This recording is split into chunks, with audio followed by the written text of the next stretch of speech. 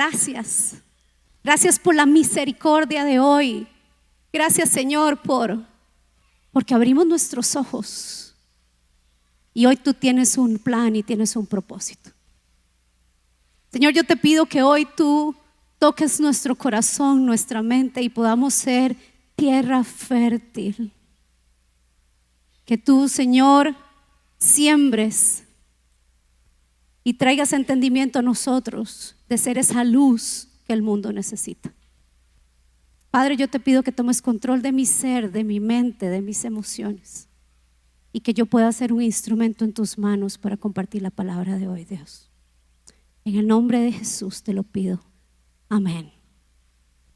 El mensaje, como pudieron ver en las pantallas, mi embrión vieron tus ojos.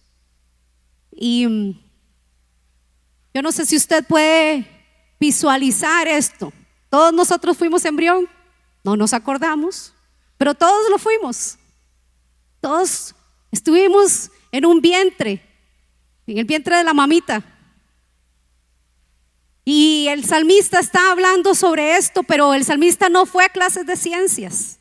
Ninguna maestra le enseñó que era un embrión. No tuvo que hacer examen. Él está hablando de una revelación profunda del ser, de quién es y quién es Dios, y cómo desde el principio Dios está presente. Y cómo desde el principio, en ese momento que ninguno de nosotros lo recordamos, Dios estaba ahí. Y Él está teniendo esta revelación profunda de entender esto. Pero el tema que abordamos hoy es un tema muy importante para la iglesia y es un tema muy importante para cada uno de nosotros. La palabra dice que tenemos que ser luz. Sin embargo, a veces brilla más las teorías del mundo y hoy vamos a hablar sobre el tema del aborto. Y yo sé que es un tema que a veces suena o tabú o trillado, depende del lado del que esté. Los que están tratando de convencernos de que debe ser legal, de que mi cuerpo, mi derecho, y, ¿verdad? Lo gritan a los cuatro vientos. En la iglesia puede ser un tema que no se hable mucho, sin embargo, creo que hoy en día es cuando más debemos hablar de esto. Para prepararme para esto quería hacer una investigación de un tema que casi nadie habla y me llamó mucho la atención porque encontré en el periódico Seminario Universidad del 29 de mayo del 2019 un artículo que se llama Aborto en Costa Rica, historias clandestinas. Y eso me llamó muchísimo la atención. Y voy a compartir con ustedes dos testimonios que vienen en este artículo del periódico. Dice textualmente así: Fernanda sintió que iba a morir. Tomó total de 39 pastillas, 20 el miércoles, 16 el sábado y finalmente luego de 3 semanas se tragó las últimas 3. Hizo todo de la forma que le dictó la doctora. Desesperada llamó por teléfono a esa mujer que desde semanas atrás se había identificado como la doctora Annie, una mujer a quien contactó por internet para comprar las pastillas y dijo que era una supuesta médico de la caja del Seguro Social. Ella inmediatamente le dijo: si se te ocurre ir al hospital porque te sentís mal, puedes dar mi número y mi contacto, que a mí nadie me va a localizar, pero a vos por abortar te van a llevar presa. Cuenta que la doctora le advirtió: en las 36 pastillas que le compré, dice Fernanda, gasté mi salario completo, $500,000 de colones. La doctora me dijo que tenía que seguir comprando y que ella tenía una casa de empeño donde podía dejar mi computadora o el carro y que ella me daba lo equivalente en pastillas. Cuenta ella con una mezcla de tristeza y asombro. Una casa de empeño. Una doctora tiene una casa de empeño. Y luego está María. El hombre del que quedó embarazada le dio la información sobre los fármacos para detener el embarazo y luego le dio la espalda. Me dijo que él no se iba a implicar en la situación, por lo que yo buscara una amiga que me acompañara. Tras buscar más información en internet, se citó con una persona en la Plaza de la Cultura, en San José, con una vendedora que le entregó 12 pastillas por 220,000 colones. Tomó esas pastillas en casa, en compañía de un amigo. María sangró tanto que se desmayó. Mi amigo quería llevarme al hospital y ahí empezó una discusión. Entre ese caos yo mejor me puse un pañal y me quedé dormida. Entonces él se tranquilizó un poco y me cuenta que me daba azúcar para que no me bajara la presión. Pasaron los días y empezó a sospechar que el aborto estaba incompleto, por lo que citó de nuevo a la vendedora que la vio en San José y le llevó otras pastillas por las que pagó 130,000 colones. Días después, la mujer que había vendido esas pastillas la empezó a extorsionar y le dijo: vea mamita, le voy a decir algo, el muchacho que le llevó las pastillas le cayó el OIJ y yo sé que fue usted. La mujer la amenazaba y le pedía $500,000 de colones más. María tuvo que cambiar todos sus contactos por temor a las amenazas. Al final de este artículo, que pueden encontrar en internet, Seminario Universidad, del periódico La Universidad de Costa Rica, dice textualmente esto y quiero que por favor le podamos poner mucha atención. Dice: este medio pudo verificar que al menos 6 páginas entre sitios web y Facebook venden abiertamente medicamentos para abortar en Costa Rica. Y estamos hablando de que el artículo es del 2019. Conversando de esto con mi hija, que es estudiante de farmacia en una universidad, me decía: mami, pero es que eso es conocido por todo el mundo. En mi universidad, en la facultad de farmacia, todo el mundo sabe que usted paga $500,000 de colones y le van a dar todas las pastillas que necesite para abortar. Ya ni siquiera tienen que escribirlo en internet, porque dentro de las mismas universidades de alguna parte aparecen las pastillas. Y yo no sé si a usted le provocó lo que a mí me provoca, pero yo siento que a veces uno está como en otro mundo, que vivimos tanto en una burbuja que no nos damos cuenta de las cosas que pasan. La iglesia hoy más que nunca debe tener un papel activo y preponderante en el tema del aborto. Las generaciones hoy más que nunca deben estar preparadas para poder abordar este tema y que no sea un tema tabú, que sea un tema que podemos hablar, que sea un tema que estemos preparados para recibir personas, para restaurar personas, para llevar una respuesta y decir: esa no es la solución, esa no es la verdad. Nosotros creemos en el Señor y vamos a partir de esta verdad fundamental que dice que el Señor es el dador de la vida. Y como Él es el dador de la vida, también es el único que sabe cuándo la quita. Él es el único que tiene ese derecho. Y esa es la principal verdad de la que vamos a partir como iglesia y como hijos de Dios. Y tenemos que estar listos y preparados para defender esta verdad con amor. No señalamientos, no con juzgar, no con pelearnos con la gente, sino con amor, con el amor de Cristo. Dice Génesis 2:7, y si tiene bien y me puede acompañar. Entonces Jehová Dios formó al hombre del polvo de la tierra y sopló en su nariz aliento de vida, y fue el hombre un ser viviente. ¿Cuántos creen esa verdad conmigo? Él fue el que dio la vida. Él sopló aliento de vida y fue el hombre un ser viviente. Científicamente está comprobado que no hay forma de dar vida, y a pesar de que hay muchos sistemas asistidos para poder tener hijos en casos de infertilidad, muchos aquí podrán saber que si el Señor no sopla vida, no pasa nada. Que los doctores pueden intentar ayudar y etcétera, pero solo por el beneplácito de Dios hay vida y se logra una gestación.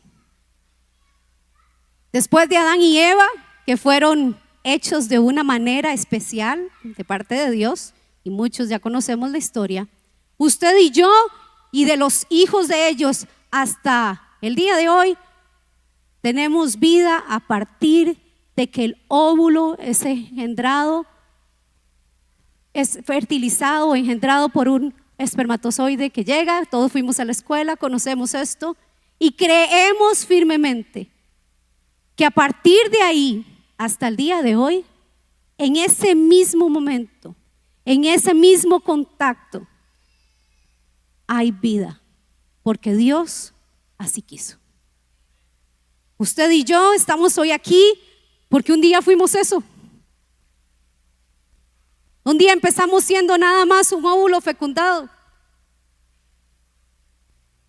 Y esto lo podemos ver también en la palabra cuando lo vemos en Salmo 139. Y vamos a leer Salmo 139, 13. Y aquí regresamos a este momento de David y esta conversación tan linda que tiene con Dios. Yo no sé, yo soy muy imaginativa y me gusta mucho pensar en visualizar cómo pudo ser ese momento. Porque David le está diciendo: porque tú formaste mis entrañas, tú me hiciste. En otras versiones dice: tejiste mi ser en el vientre de mi madre. David dice: tú Dios, en esta conversación, en esta revelación, en esta intimidad de este momento de David, dice: tú me formaste, nadie más. Formaste mis entrañas, lo que se refiere a mis partes internas, a mis órganos, la complejidad de cada uno de los órganos de nosotros, cada parte, cómo un órgano se conecta con otro y necesita del otro para poder funcionar. Aquí ninguno le sobran órganos, ¿verdad? Todos los ocupamos, todos los necesitamos, todos son importantes, todos son fundamentales. Y David lo estaba entendiendo, cómo cada uno funciona. Me entretejiste, es un verbo que implica una creación muy meticulosa y detallada de parte de Dios. Un tejido se hace hilo a hilo, mostrando cuidado y habilidad. Les contaba antes que una vez intenté tejer y lo único que me quedaban eran nudos y me tenía que devolver. Aquí David está hablando de una habilidad de Dios de tejer cada arteria, cada vena, cada músculo, de poner juntos los huesos, de cómo Dios está tomándose su tiempo para irnos formando. Y algo tan hermoso es que dice: y fue en el vientre de mi madre. Ese espacio físico que demuestra ese lugar que Dios escogió para realizar su obra y demuestra a un Dios presente y activo. Este espacio es un lugar seguro, es un lugar de protección, de cuidado y alimento. ¿Qué mejor lugar para que se desarrolle un bebé que el vientre de su mamá? Ni todas las incubadoras que inventen es mejor que el vientre de la madre. Y aquí está David viendo cómo todo Dios lo planeó perfecto. Y aquí está Dios mostrándose como se muestra a nosotros hoy. ¿No es cierto que Él sigue siendo nuestro protector, nuestro cuidador y quien nos da el alimento? ¿No es ese mismo Dios que se preocupó por nosotros en el vientre de nuestra mamá, el mismo que sigue estando hoy para decirte: yo te cuido, te protejo, te doy el alimento, te doy el sustento?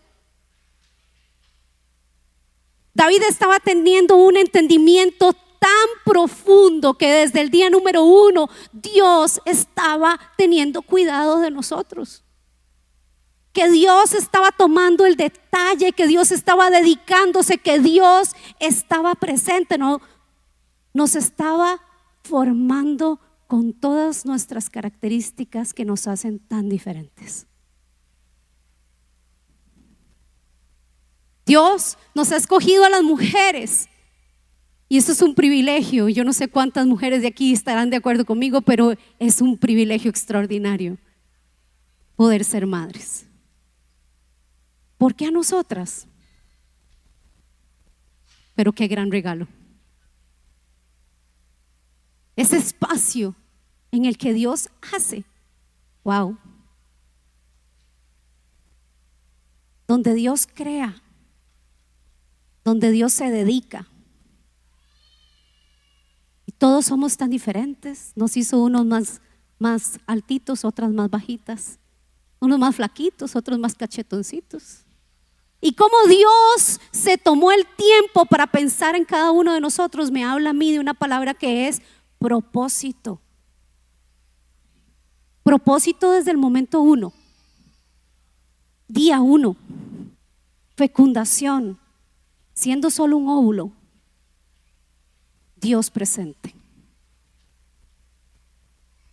Salmo 139, 16 dice: mi embrión vieron tus ojos, y en tu libro estaban escritas todas aquellas cosas que fueron luego formadas, sin faltar una de ellas. ¿Recuerdan que David no fue a clases de ciencias?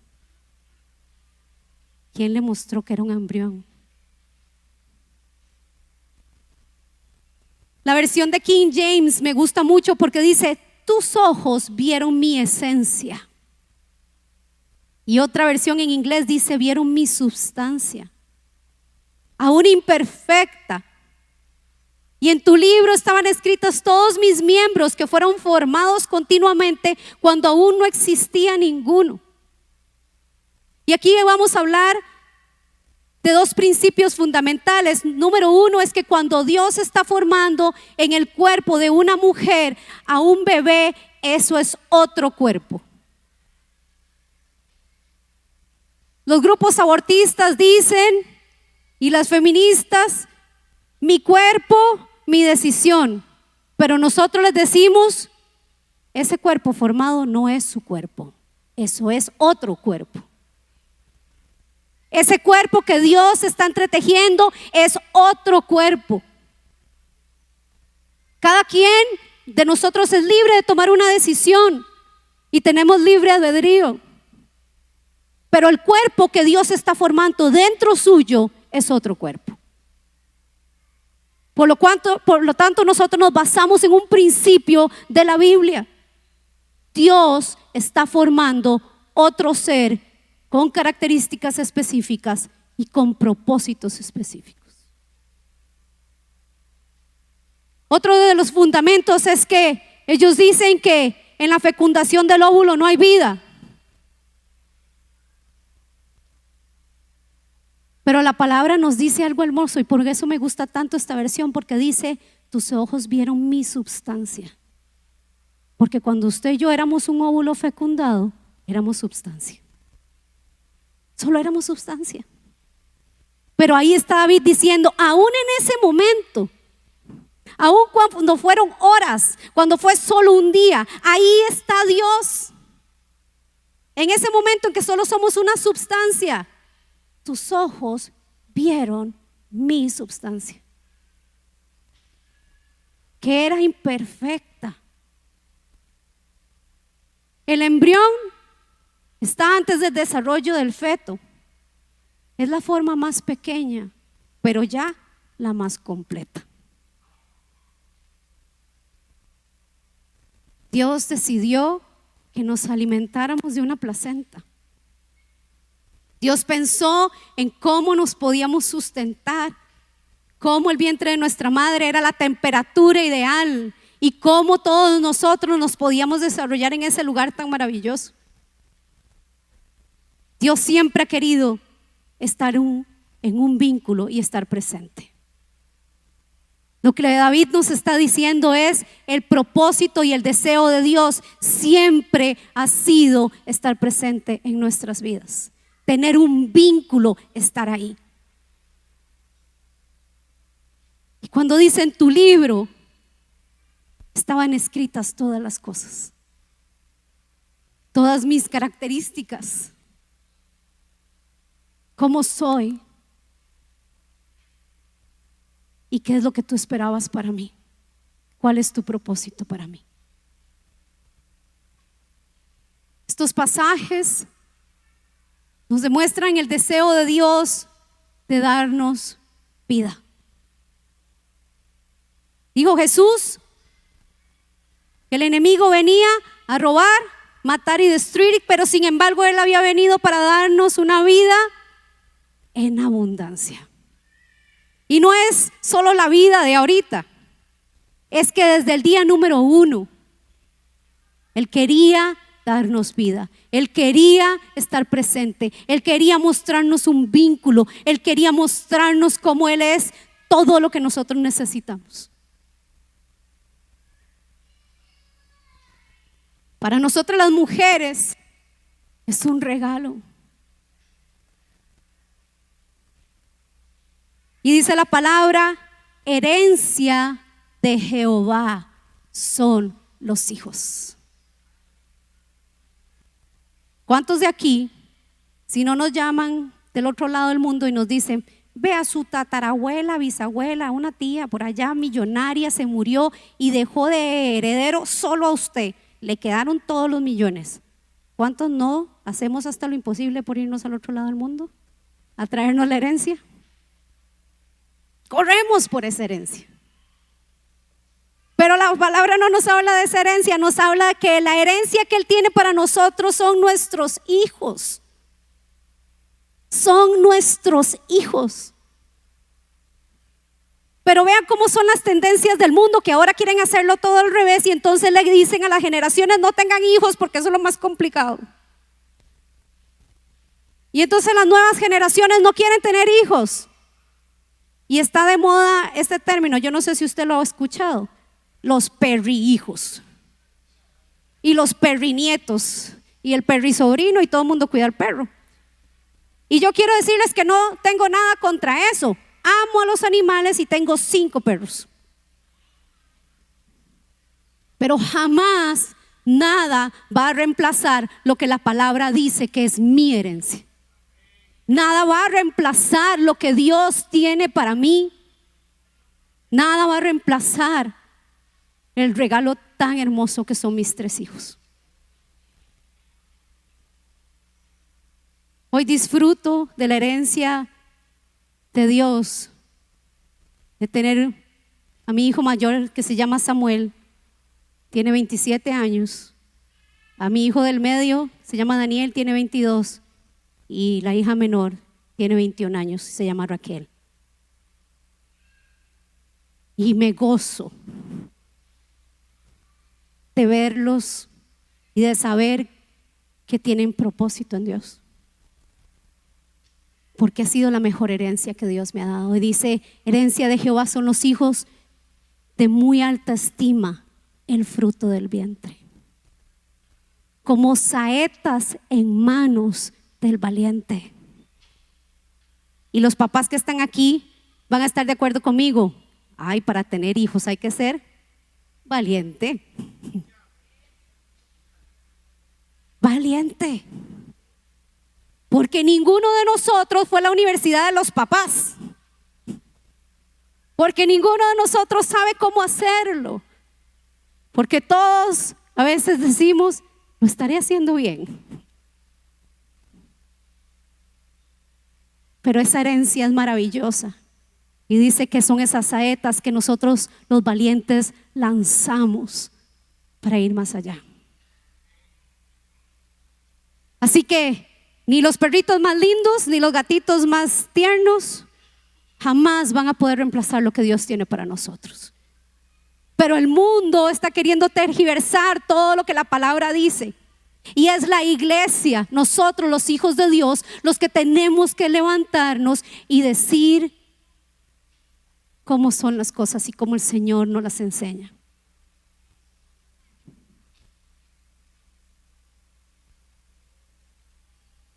Una de las razones por las que estoy aquí, y el pastor Marco me pidió venir a compartir la palabra con ustedes, y quiero de antemano pedirles disculpas si lo que les voy a decir les es difícil de escuchar o se sienten de alguna manera heridos. Pero una de las razones fundamentales por la que estoy aquí hoy es porque hace casi 30 años, cuando tenía 18 años, yo fui Fernanda y fui María. Y una madrugada me fui de mi casa y tratando de buscar ser amada y aceptada, me encontré con personas equivocadas. Me encontré con un muchacho, quedé embarazada y hacía poquito había conocido una muchacha que me había hablado del aborto y me había dicho, eso no es nada. Y yo le dije, yo no voy a tener a este bebé. Ella me puso en contacto con un agente en Atillo, fui. Estuve en la casa de esta señora. Primero me dieron unas pastillas.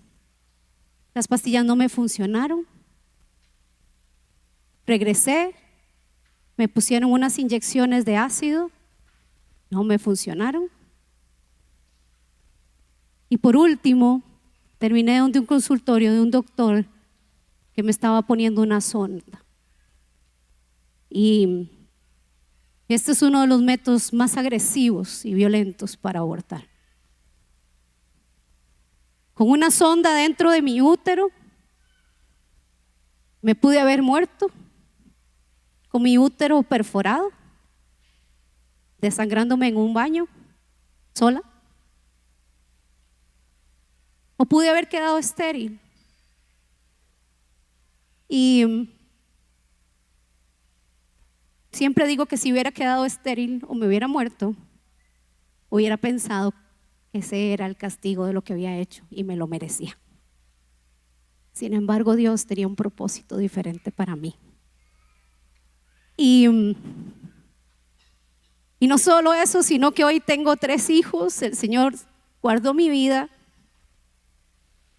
y hoy disfruto de lo hermoso de su herencia.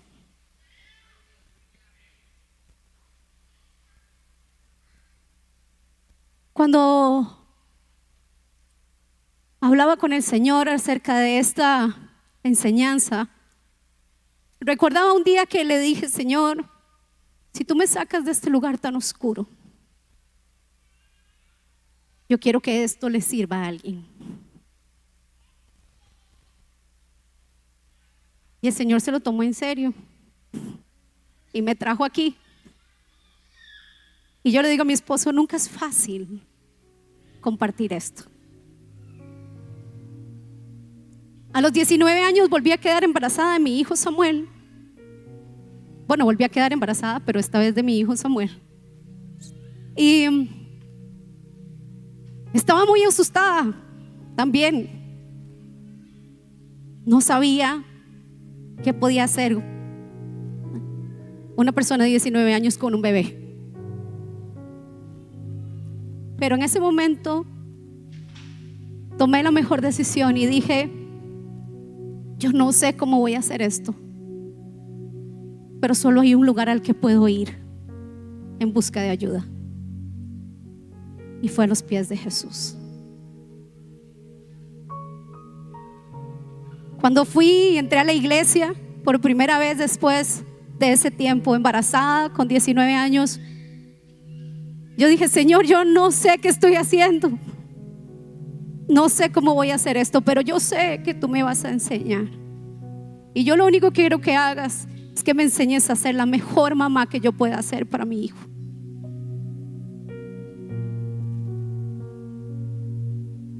Y el Señor no solo ha estado conmigo ahí, me ha restaurado, me ha perdonado. Mis hijos han estado presentes en alguna ocasión que comparto esto y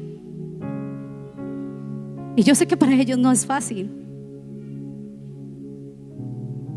Yo no trato de presentarme como una supermamá porque estoy muy lejos de serlo.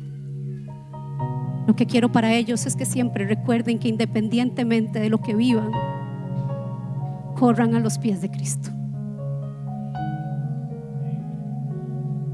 Que no hay nada tan malo que nosotros podamos hacer que no tenga su perdón. Y que el enemigo solo es un engañador que quiere decirnos: si usted está mal, si usted ha pecado, si usted ha cometido errores o horrores como yo, no se acerque a Él, cuando es todo lo contrario. Corramos a Él. Él siempre va a estar con los brazos abiertos para perdonarnos, para abrazarnos. Su misericordia nos alcanza.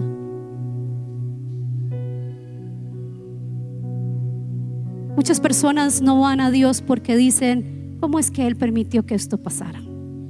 ¿Dónde estaba Dios cuando todas las cosas malas me pasaron? Y les cuesta creer en Dios. Y yo no sé si usted se lo ha preguntado: ¿dónde estaba Dios cuando a mí me estaba pasando esto? ¿Dónde estaba Dios donde las personas me estaban haciendo daño? Hay cosas malas que pasan y no son la voluntad de Dios. Sin embargo, nosotros decidimos, y en esa decisión le podemos hacer daño a muchos. ¿Dónde estaba Dios? Podía preguntar ese bebé que decía: ¿dónde está Dios cuando mi propia mamá está atentando contra mi vida? Pero de maneras que nosotros no comprendemos, Dios siempre está. Y Él siempre puede restaurarnos. Y Él siempre puede hacer las cosas nuevas. Ustedes ni yo en esta historia podíamos imaginarnos que esa muchacha que tenía 18 años, casi 30 años después, iba a estar aquí. Pero en Dios había un propósito. En Dios siempre hay propósito. Y yo no sé si has pasado por lo mismo que yo he pasado, o tal vez has tomado otras decisiones y sientes como el enemigo te acusa y te señala. Y yo quiero decirte que Dios te está esperando para perdonarte, para restaurarte y para cumplir el propósito que Él tiene para tu vida. No importa lo que haya pasado, Él está. Y tal vez estás aquí y puedes decirme, como me han compartido algunos: mi mamá quiso abortarme, pero no lo hizo, pero me abandonó.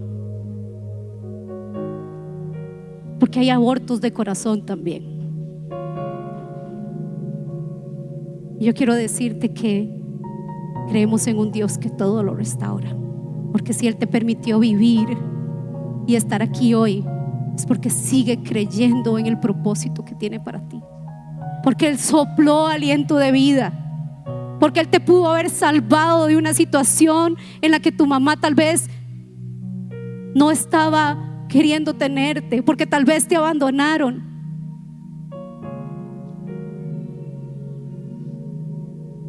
Cuando oraba por esta prédica del Señor, solo me ponía la palabra restauración.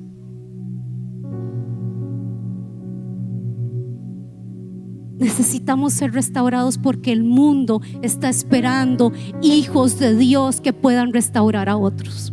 En un mundo cuando el aborto es tan fácil, cuando las pastillas están a la vuelta de la esquina, en las universidades, en la Plaza de la Cultura. ¿Cuántos pasan por la Plaza de la Cultura y ni siquiera nos estamos imaginando que ahí mismo, en ese momento, alguien está comprando pastillas para abortar? El mundo nos necesita. Necesita personas restauradas que puedan pararse y decir: esa no es la solución. Esa no es la solución. Siempre digo esta frase que Cuando una mamá aborta, ese día se muere el bebé, pero una parte de esa mujer también se muere con ella en ese momento, porque no hay culpabilidad tan grande como la que uno vive en ese momento, porque el valor y la autoestima se destruyen. Y ahí te das cuenta cómo el plan del enemigo es destruir y matar en su totalidad. Hoy quiero cerrar, si se pueden poner de pie, este tiempo orando por restauración.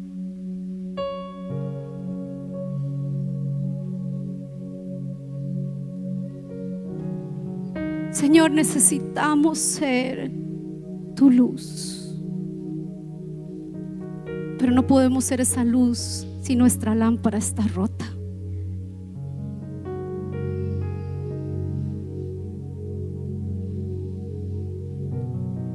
Hoy vemos muchas lámparas aquí, Señor, que necesitamos de ti. Necesitamos tu restauración, Dios. Necesitamos tu perdón. Necesitamos tu toque.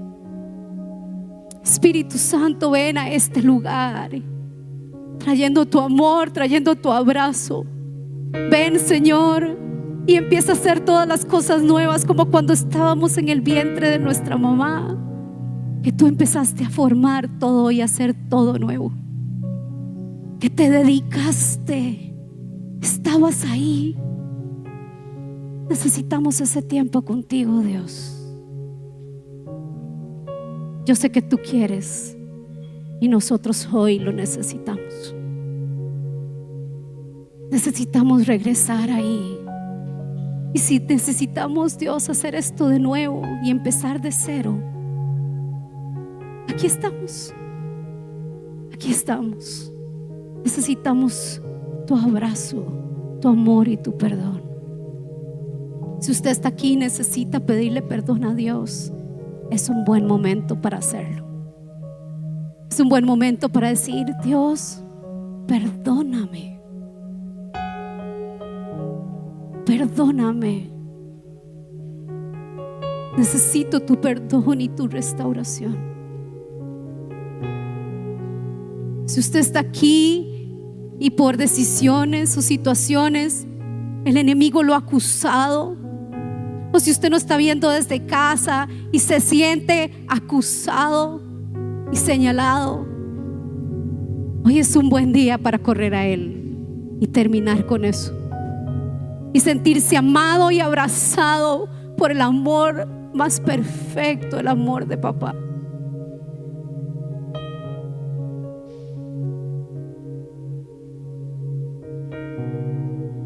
Si usted, siendo mamá,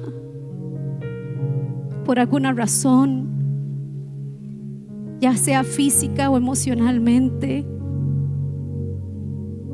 no ha deseado a sus hijos o ha dejado a alguno,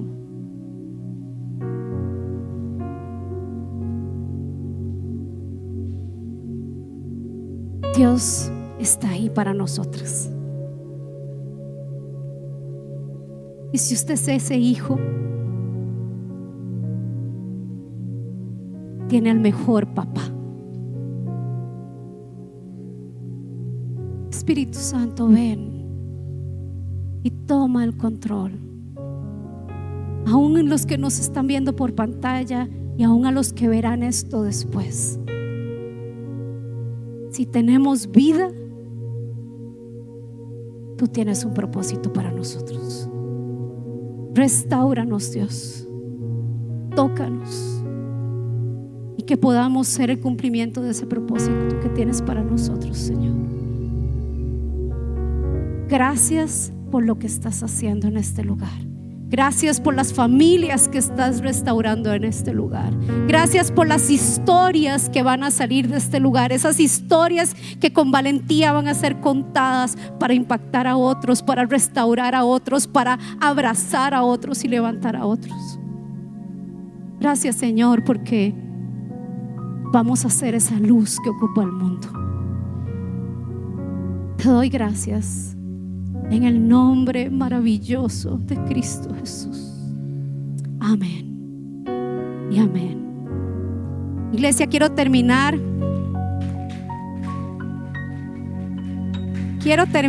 con esta frase que ojalá la atesore en su corazón. Hay cosas que a veces no hablamos porque nos dan vergüenza, pero personas sanas hacemos familias sanas. Familias sanas hacemos iglesias sanas y sociedades sanas. Por eso la restauración es algo que depende de nosotros. No dude en buscar en su iglesia. Estoy seguro que aquí hay gente con amor, va a querer restaurarle. No le crea la mentira al diablo y levántese como un hijo de Dios valiente. Por último, a todos los nuevos, allá en el aula del fondo les están esperando. Muchas gracias por el privilegio de compartir con ustedes el día de hoy y que Dios los lleve con bien a sus casas.